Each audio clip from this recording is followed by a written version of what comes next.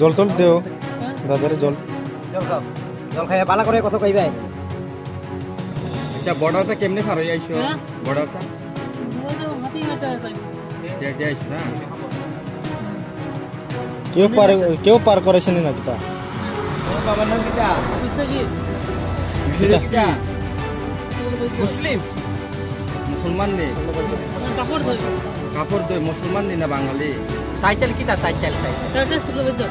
শুক্লা বৈদ্য খালি এটা করলে কাপড় তো দই